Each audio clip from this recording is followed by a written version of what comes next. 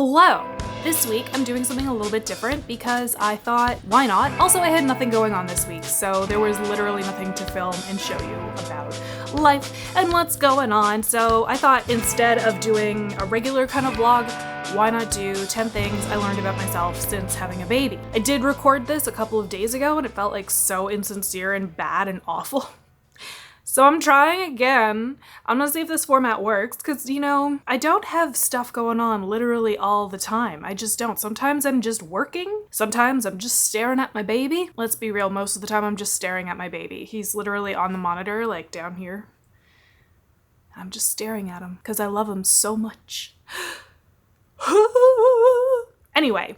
Next week, I will be back with more fun activity-type vlog fun stuff, but for now, I just wanted to share this because I thought, you know, if this could help anyone who is currently about to have a baby or just had a baby or is like at the same stage as me, like just trying to figure all of this stuff out. Like, we are navigating a brand new personality, basically, a brand new identity, and it's not easy. It's really not easy. So that's why I'm sharing all of this stuff today. Okay. And I wrote a note for myself that I am doing this as an exercise in self-awareness because many days I feel like I've completely lost my identity, as many women do, in a cloud of motherhood. Fairly certain I wrote that out while I was breastfeeding because that sounds like sitting there for a long time, kind of bored, waiting for your baby to be done sort of a thought. But it's true. It's a true thought. All that to say, I think it's important to share this stuff, share our experiences, because the more that we do, the more that we normalize like all of the weird feelings, and then it maybe gets a little bit easier to process it all. And I was like, okay, maybe I'll share 10 things that I learned about myself, but I think I wrote down 9. So by the end of this video, we'll find out just how many things I learned about myself. Probably more than 9 for real, but I currently have 9 written down. So number 1, I have incredibly high standards for the state of my home, and for the sake of my family, I really must let it go. I'm not entirely sure where this super high standard came from. It probably was like a combination of childhood and then feeling like I needed to always impress people when they come over for some reason. And I think now it's also probably like all of the influence on Instagram and TikTok, cleaning videos constantly coming up. And yes, they are very relaxing to watch and like very satisfying. But then I look around my home and I'm like, there's a speck of dust, there's a speck of dust, there's a speck of dust. And it's like, it's really infuriating. And so then I get upset, I get frustrated because I'm like physically like, I can't go clean underneath the diaper cart while I'm breastfeeding. So I'm like, okay, well, Justin should go do it. But meanwhile, you know, Justin's working, he is doing his job. And I'm like, why can't you go do this thing right now? It's because he's busy, he's doing other things that contribute to the household. But for some reason, my brain isn't computing that. And it's getting, well, I mean, and it's gotten to the point several times that like, I've been so upset that I cry and I'm like angry, and that's like not a person that I want to be. And that's not a person that I want to like share with Archie or pass down to him so that, you know, he passes that on to his partner or however. And I just don't want to be mean to my husband ever. I never do. I think sleep deprivation has a lot to do with how I'm getting frustrated and like letting these feelings kind of take over. But it's so important to me to demonstrate to my child that I'm not a victim to my thoughts, like the thoughts that are coming from other places in the world or other experiences that I've had. Like, I don't need my home to constantly be clean because there is a running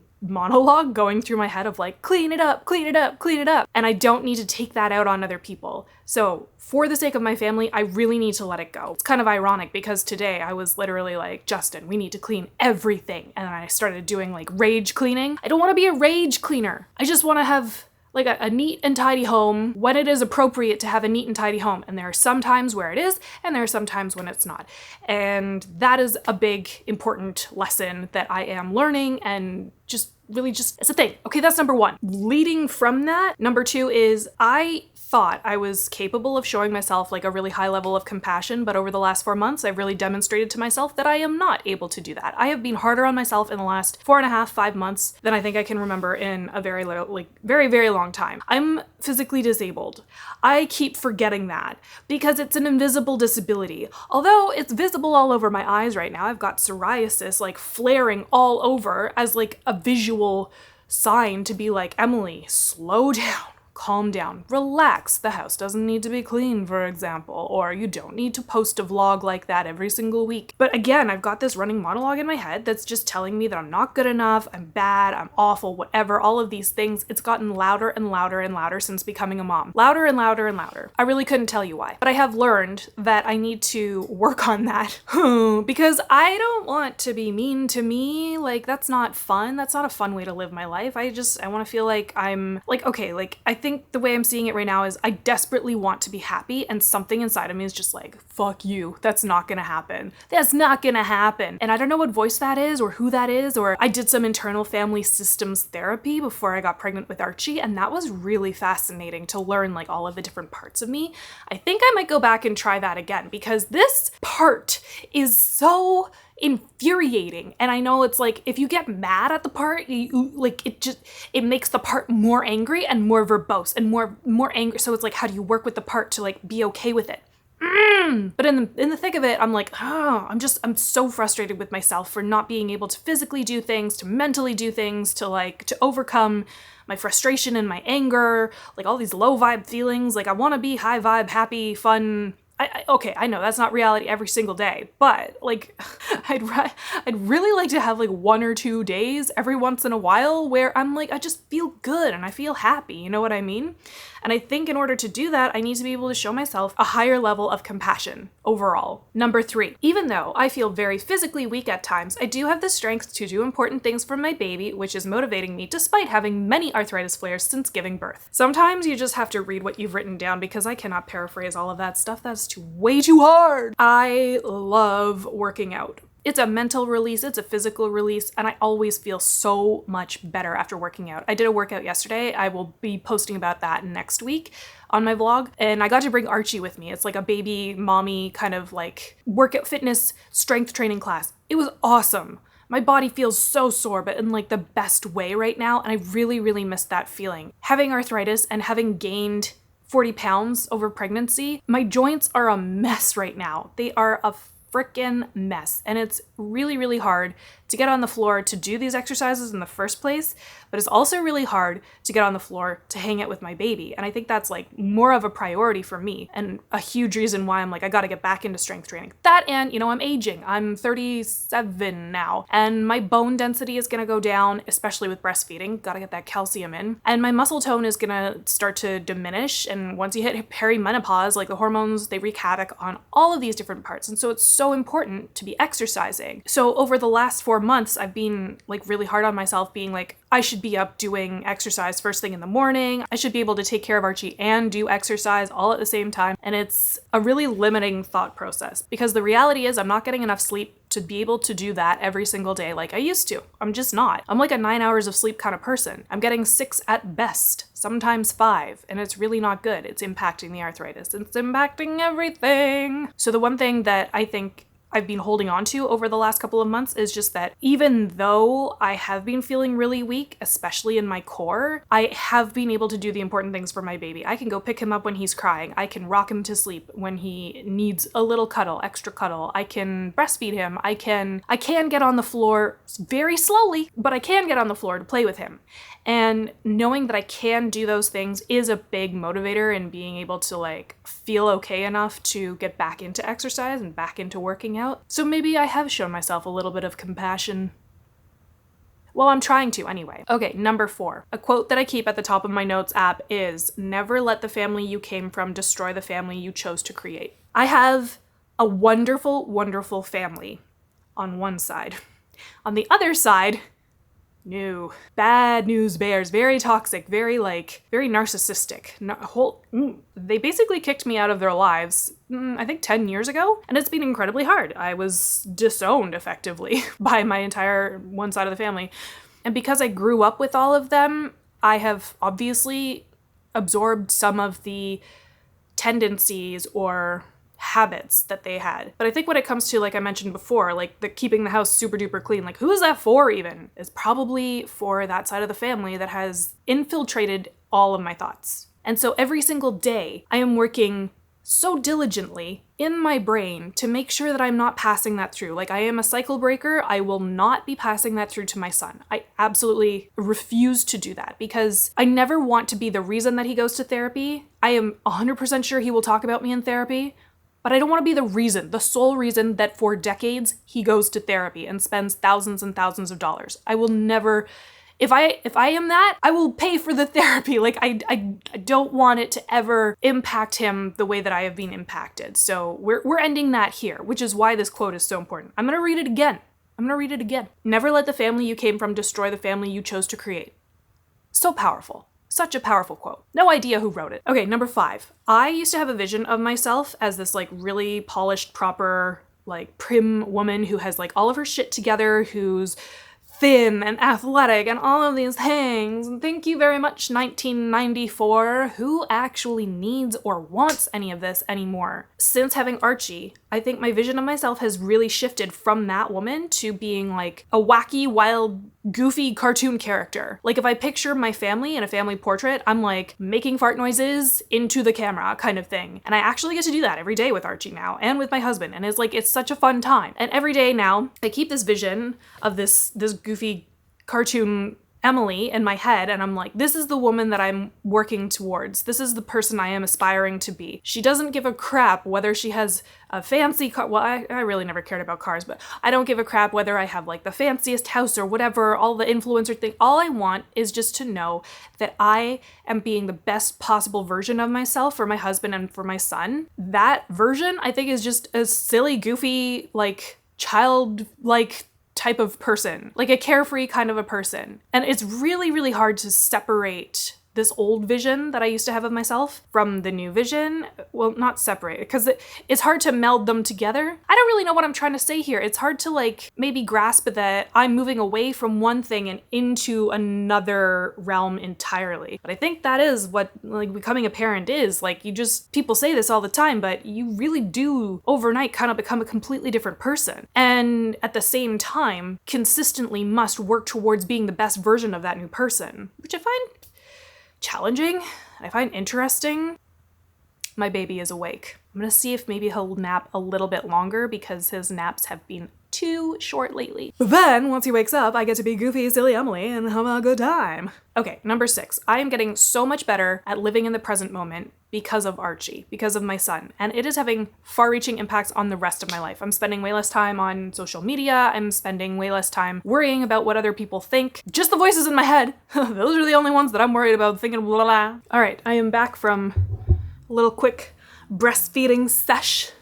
Where was I? I'm getting much better at living in the present because Archie lives in the present. I want to live in the present with him. And I think it's just making my life a lot more meaningful and purposeful because like I can be in the moment while I'm recording this, for example, or while I'm like doing dishes. I could just be more mindful the whole time. And I'm going to end it there because I think I said more about that before, but I really can't remember what I said. But that is what I have learned. One of the things, number 6, that I'm getting much better at living in the present generally. Okay, number 7.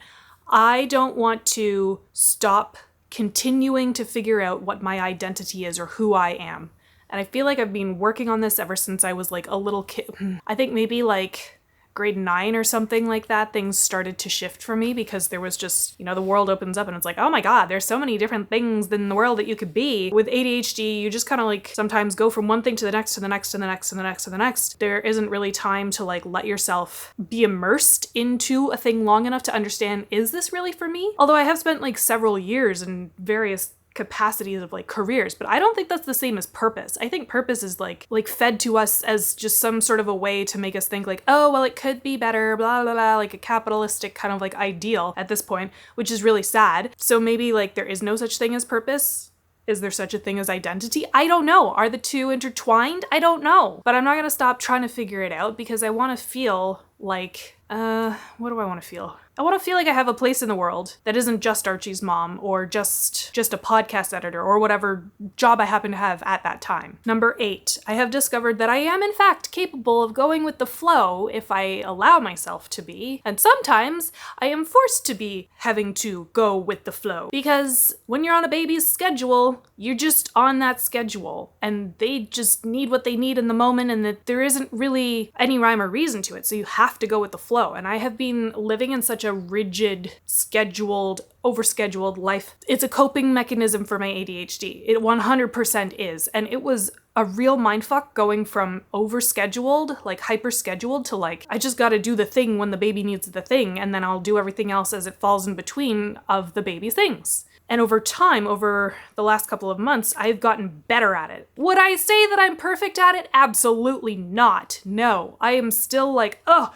I feel like I've gotten nothing done. Whereas like, even like this morning, I was like, I've cleaned the living room. I've put a load of laundry in. I worked out. I had a poop. I've done a ton of things in the morning. And yet at lunchtime, I was like, I'm so behind. I'm so behind on what? Who even knows at this point? This complex runs so deep.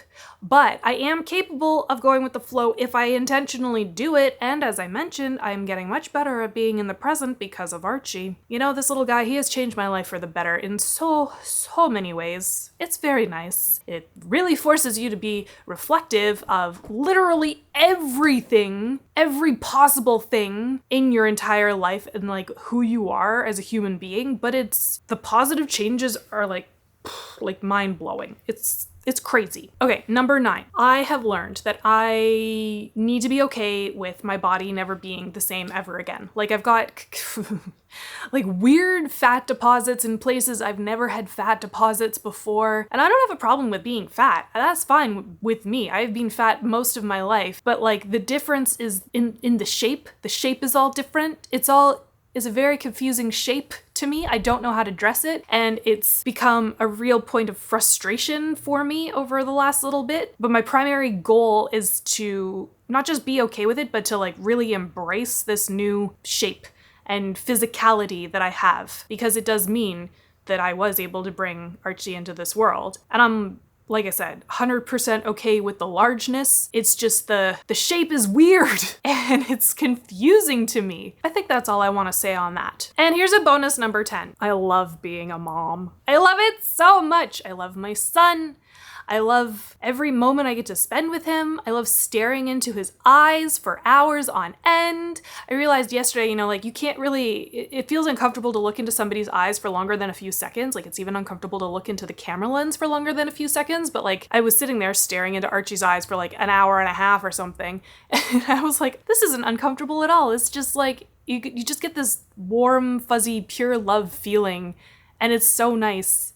And it's like, I feel so grateful that I am worthy of his love and that I get to be his mom and that I get to be a parent with Justin and we get to do this together. We get to screw it up. We get to fix it. We get to do the best we possibly can for this little man. And I love it so much. I really didn't think that this would be like an earth-shattering like life change, like, you know, 5-6 years ago. This really wasn't on my radar at all. But now I'm like, wow, this is wonderful. This is magnificent. I'm super happy. Yeah, if you're like about to have a baby, or if you just had one and you're like, what the actual fuck? This is it. This is the processing of all of the feelings and the emotions and all of the stuff. And I really hope that by me sharing this with you, that you feel seen and validated and heard, because like, it's so hard. I have no idea day to day what is gonna come up next, but I feel like that there's always something like incredibly challenging every single day, but at the same time, something so rewarding, and it just feels so nice. It's quite an emotional roller coaster, I do have to say. And I'm wondering when that's gonna end, because I'd like to even out a little bit at some point, maybe. And if you've gotten this far into the video, I just want to say thank you so much for watching this and witnessing this and being part of this journey, because it's really nice to know that there are other people along for the ride, the roller coaster ride. And that's it. That's it for this week. So next week I will be back with more vlog, life, day in the life kind of vlog stuff. And if you have questions or things that you want me to cover, let me know, because I would love to talk about whatever you're interested in. And that's it. Thanks so much. Love you. Bye.